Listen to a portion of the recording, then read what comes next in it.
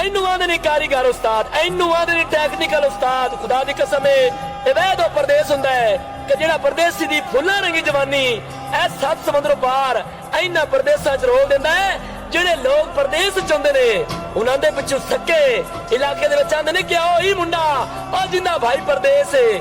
ਲੇਕਿਨ ਇਹ ਪਰਦੇਸੀ ਨੂੰ ਹੀ ਪਤਾ ਹੁੰਦਾ ਹੈ ਜਿਹੜੀ ਪਰਦੇਸੀ ਦਿਲ ਤੇ ਬੀਤੀ ਹੈ ਇਹ ਮਾਵਾਂ ਦੇ ਲਾਡਲੇ ਪੁੱਤਰ ਨੇ ਜਿਨ੍ਹਾਂ ਘਰ ਦੇ ਵਿੱਚ ਕਦੀ ਕੱਖ ਬਣ ਕੇ ਵੀ ਦੌਰਾ ਨਾ ਕੀਤਾ। ਔਰ ਖੁਦਾ ਦੀ ਕਸਮ ਹੈ ਇੱਥੇ ਪਰਦੇਸਾਂ ਦੇ ਵਿੱਚ ਇਹਨਾਂ ਆਪਣੇ ਸਰੀਏ ਨਾਲ ਹੱਥ ਵੜ ਦਿੱਤੇ ਨੇ।